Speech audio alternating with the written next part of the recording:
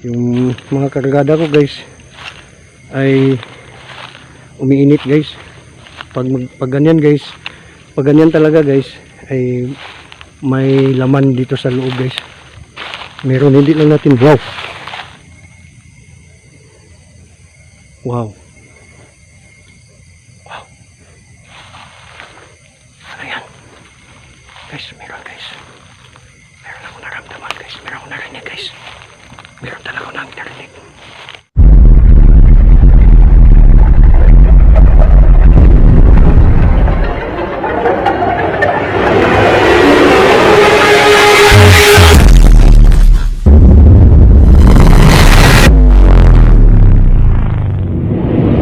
Hello guys, mapagpalang gabi po guys, no? Mapagpalang gabi po. Andito na naman tayo guys, no? Nagbabalik na naman si Constantine 07, ang inyong kaibigan. At hello sa inyo lahat ng mga followers ko at mga viewers ko, no? Mapapasokin na mga lugar dito sa may medyo nasa mga kakahuyan guys. Kaso yung story dito guys, na nakausap ko yung tao guys na yung nagro-robing dito, ay mayroon ding medyo kaunting nakakatakot dito guys. Base po sa kwento niya guys, ay mayroon din siyang nakikita dito guys na o narinig daw na umiiyak dito sa lugar. Pero imbestigahan natin guys, no? Papasok tayo doon sa area guys, doon sa unahan lang kunti guys, no? Upang explore natin at subukan natin papasukan doon guys, or pasukin guys, upang imbestigahan natin kung anong katotohanan. Kasi ang sabi niya, ilang beses na daw siya nag-robing dito guys, ay yun din ay yung una nang nag-robing guys, ay may nakikita siya na itim daw, formang tao na itim dito sa yung dinadaanan niya. Tapos pangalawang robing na guys, ay may umiiyak daw na babae, umiiyak na. Tapos yung lugar na doon guys ay walang mga bahay. Kaya yun guys, try natin papasok doon at i-explore natin as a ghost hunter. Take note guys, itong pinapasukan ko guys ay hindi to scripted, legit ito guys. Wala tayong dinudouble ng ibang kwento guys, no?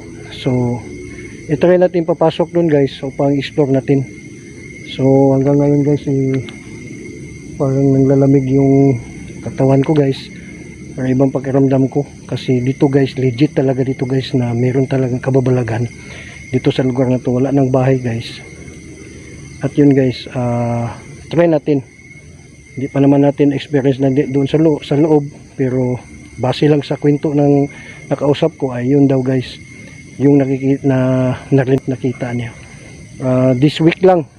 So yun guys, tara guys, papasok tayo doon guys upang at subukan natin kung ano talaga nandoon. So tara guys, let's go. Andito na tayo ngayon sa area guys, at katunayan guys, yun guys ang sinabi guys na nasa ilalim ng mga kakahuyan guys. Ito guys, no, makikita naman natin guys, tabi-tabi po yan guys, no.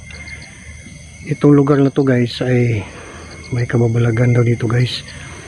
At sabi pa na kwento pa ni Manong na may napapakita daw dito guys. Ito guys, mga malalaking puno guys, no. Nakikita nyo. Sa unahan guys ay may nakatali dito guys na kabayo o baka. Doon sa ilang meters lang dito guys, o kilometers guys, mga residential na guys. May mga residential area dito guys, pero dito sa tinatayuan ko guys ay wala nang mga bahay dito guys. Wala nang mga bahay dito. Tunayan guys, ay dito na portion guys sa tinatayuan ko guys, ay andito yung may nagpapakita guys, or may kababalagan. Doon pa sa unahan guys, no. Doon pa sa unahan guys, ay titingnan natin doon guys. At obserbahan natin guys, no, na meron talaga dito guys, dito sa ilalim ng kakahuyan. Sa simula nung mga 3 bisis lang daw guys na pumasok dito, nagrobing yung mga watchman dito guys, hindi na siya babalik kasi nang dahil daw sa takot niya guys, sana experience na nakikita niya. Kaya sinubukan kong pinasukan guys ngayon. Explore natin guys kung ano talaga. So yun guys, no, oras ngayon guys ay alas 11 na ng gabi guys. Sinadya ko talaga nga ganitong oras guys kasi ang sabi ni Manong ay mga alas 10 daw yun guys nangyari na nag-probing siya, pero alas 11 na ngayon guys kasi nag-usap pa kami ni Manong na tungkol dito, yung kwento niya na yung nakita na na-experience na dito guys. So tunayan guys dito guys, o kalsada to guys, pero wala nang dumadaan dito. Bawat dito sa likuran ko guys, ito ay mga puno ng kahoy ito guys, no, mga puno ng kahoy dito guys. At ako nga guys ngayon guys ay may naramdaman ko guys na parang hindi naman natatakot guys, pero medyo may naramdaman ako guys na kakaiba dito guys. Kaya as a ghost hunter, vlogger, as a ghost hunter guys, papasok talaga tayo guys. Gagawin talaga natin yung dapat gagawin natin as a ghost hunter, di ba? At nagbabase din tayo sa kwento ng nakakausap natin, kasi hindi tayo papasok guys kung walang istorya sa lugar, na basta lang tayo pumasok na walang kwento sa mga kababalagan. Kaya tulad ngayon guys ay yung nasabi ko na mayroon daw kababalagan guys. Yan guys, puno to guys. Kaya dito guys subukan natin ito banda guys, no, nakikita natin guys. Wow, meron ng tunog na rinig ko guys. Wow, in Jesus name.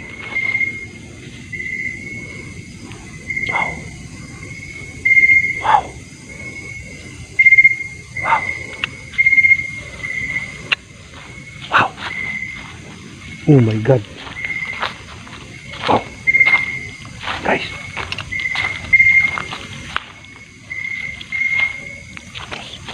Guys.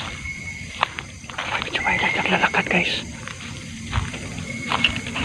Naglalakad guys. Narinig no guys. Ikutin lang natin guys, no. At i-explore natin yung lugar na to.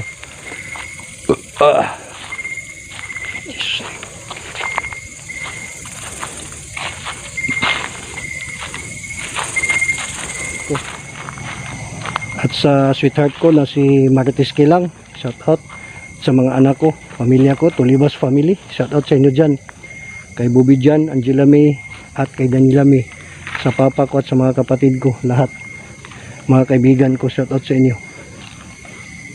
At sa mga Kilangs family at Ricardo family, shout out dito guys. So subukan natin dito sa bandang unahan guys, no. Tingnan natin dito guys.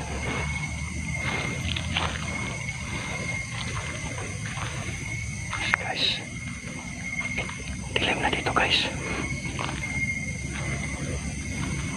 Wow, ano yan?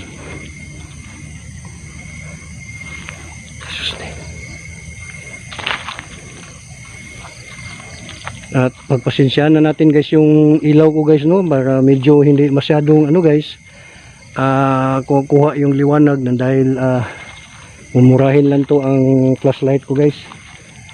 Ay yun guys, no, kasi hindi naman ako regular na vlogger as a ghost hunter guys, at wala pa rin ako natatanggap, hindi katulad ng ibang ghost hunter guys na mga vlogger na may natatanggap na sa YouTube. Ako guys ay wala pa guys, at ini-enjoy ko na lang itong pagka vlogger Kung wala akong lakad, ay ganito guys. Depende din guys kung may kababalagan tulad nito guys, ay pinapasukan ko. Bihira lang ako wow.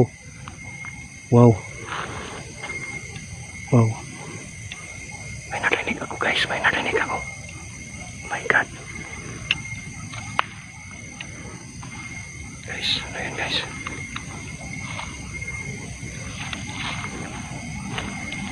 Guys, no.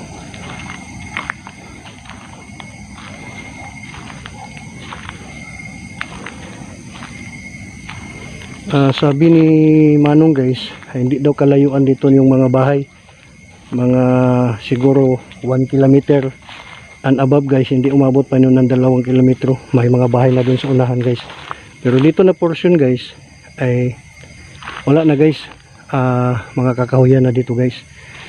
At umabot sila dito guys, mag-robing talaga sila guys, kasi yung ano nila dito guys, yung magnanakaw. Kasi may ano daw dito, mga kagamitan dito guys na mga mamahalin. Yan ang binabantayan nila.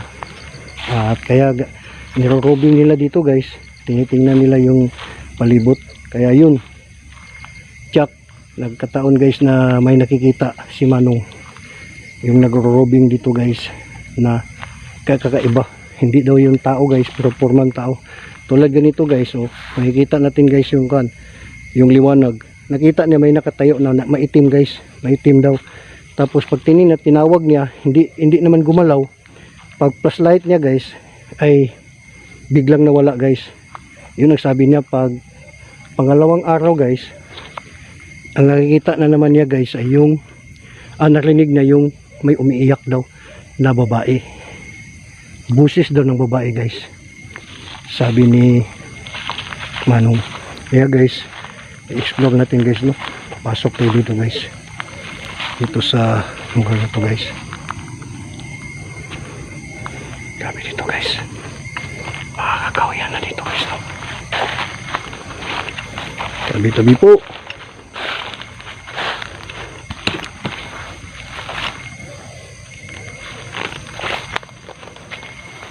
Ay, in Jesus name.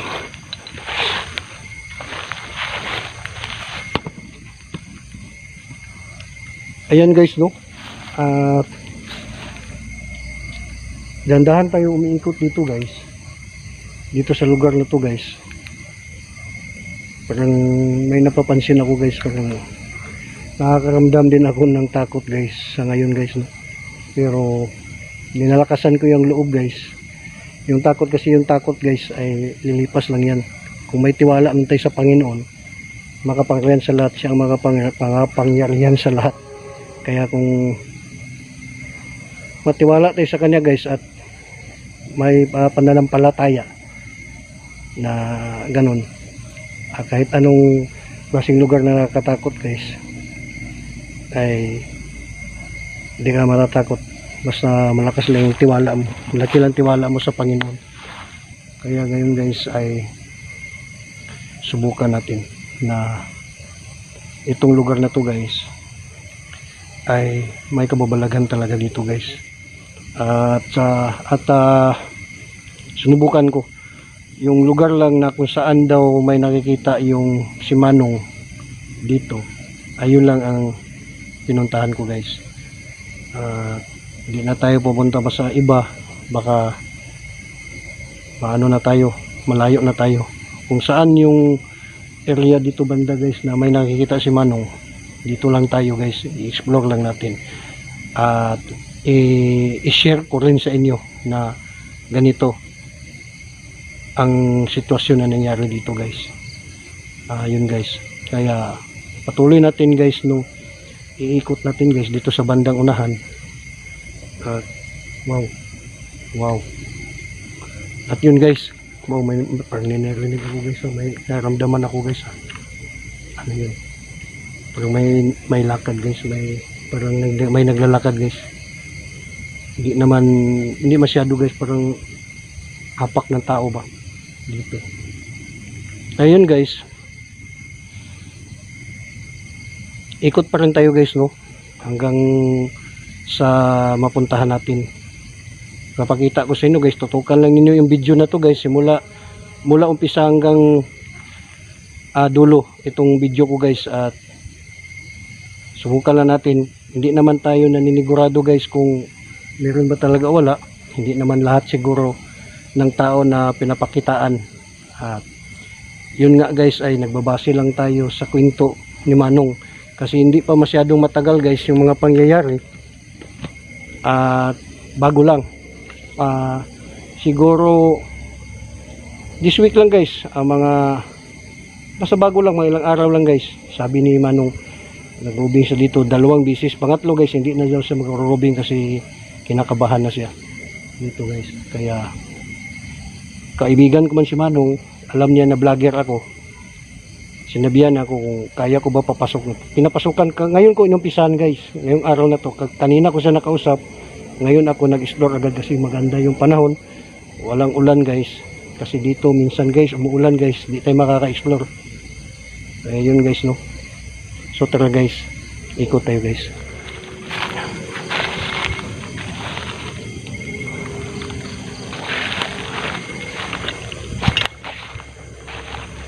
Wow.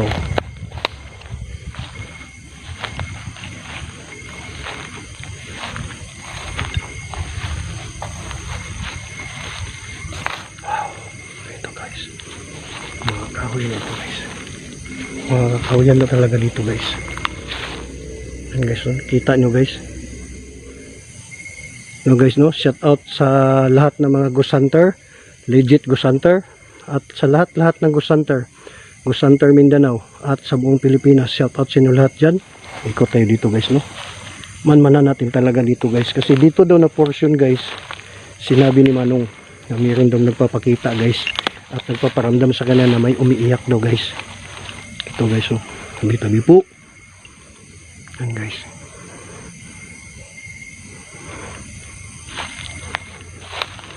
May mga bahay dito guys, no? Wow. Wow. Tabi-tabi po.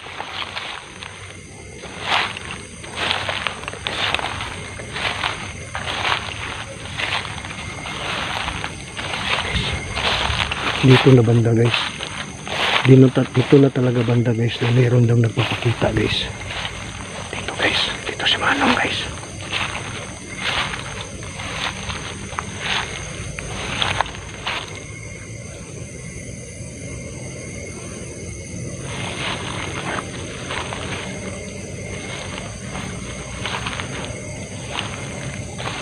May laman talaga dito guys, kasi yung sa mga naniniwala sa mga kargada guys, sa spiritual, ay umiinit yung medalyon ko guys, at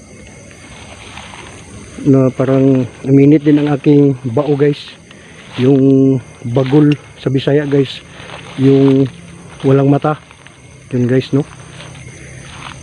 Yung mga kargada ko guys ay umiinit guys. Pag ganyan guys, pag ganyan talaga guys, ay may laman dito sa loob guys. Meron, hindi lang natin. Wow. Wow. Wow. Ano yan? Guys, meron guys. Meron ako naramdaman guys. Meron ako narinig guys. Meron talaga ako narinig. Ano ba yan? Ayan guys, no.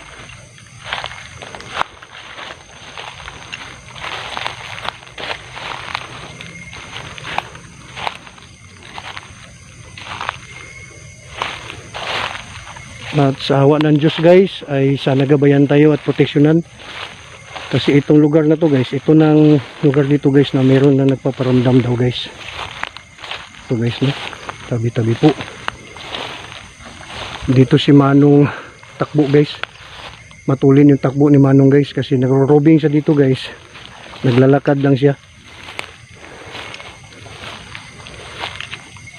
In Jesus name.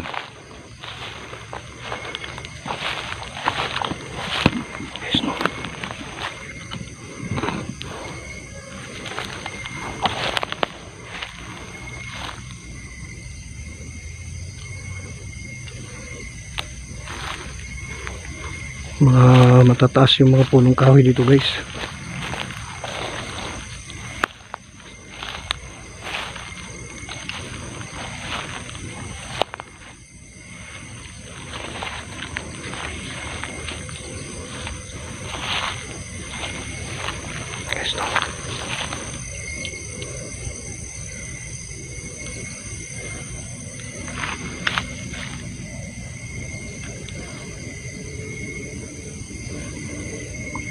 Ikot na tayo dito guys.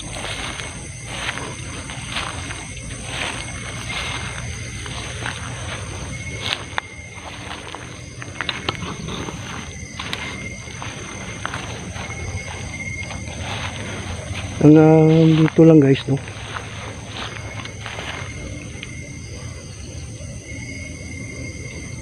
Dito guys, dito daw banda guys. Dito talaga banda guys. Yung pinag-ikot-ikutan natin guys ay itong kininto ni Manong guys. Sinamahan kasi ako kanina guys eh. At dito may nagpaparamdam daw dito guys. Dito yung nakikita niya. Kaya yun guys, no? At ayun guys, napasok natin yung area guys, no? At pagpasensyahan na natin guys, no, sa na-explore ko ngayon, sa napasukan natin na lugar guys, ay nagbabase lang tayo sa kwento ni Manong, di ba guys? Nagbabase lang tayo sa kwento ni Manong sa sitwasyon dito. Kaya guys, naikot na natin yung palibot guys dito guys, no? Naikot na natin guys, no? At yun guys, sa akin na experience ngayon guys, ay may tunog lang na naririnig ko guys, at may naramdaman talaga ako guys na parang may laman talaga guys. Kababalaghan talaga itong lugar na to guys. Kaya sa mga may alam sa spiritual o sa mga ganito guys, sinong may kabisado sa mga ganito guys, pag mga ganyan kasi guys, kaluluwa man o elemento, hindi talaga yan sila palaging nagpapakita guys. Siguro nagpaparamdam, maniniwala ako guys sa mga nagpaparamdam, pero nung nagpapakita guys, bihira lang guys. Kaya ganito guys, yun ang nangyayari ngayon guys. May naramdaman lang ako guys na parang may mga tunog at ma-feel ko talaga guys. Ayun guys, no, salamat guys sa inyong pagsubaybay sa aking video ngayon guys, sa gabi na to. Salamat sa inyong lahat guys, no. Maraming salamat talaga.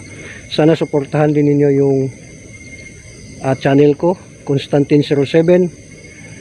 Paki-subscribe lang guys, no. Yung hindi pa nakapag-subscribe, please subscribe my YouTube channel, Constantine07. At yung paki-follow din niyo yung Facebook account ko guys, no. Itong Mark James Rosic. Paki-ano lang guys, ano lang guys, follow lang guys. Minsan doon ako nag-upload, pero kadalasan guys in-upload ko sa YouTube channel ko at sa page ko, Constantine07 Ghost Hunter. Paki-follow din and like guys yung Facebook page ko guys, no. Constantine07 din guys, Ghost Hunter. Salamat guys, no. At sana suportahan niyo ako guys pang maka-explore pa tayo sa ibang mga lugar. At bihira lang ako maka-explore sa mga ibang mga ganito guys, sa mga kababalagan, kasi bihira tayo dito makahanap ng mga legit na mga kababalagan. Kaya kung may mag-i-info sa akin, may magsasabi, magkikwento na meron, doon pupuntahan ko, pero wala naman. Kaya kadalasan ngayon guys na in-explore ko guys yung mga views, yung mga gandang tanawin, mga resorts kung meron, yun guys ang in-explore ko.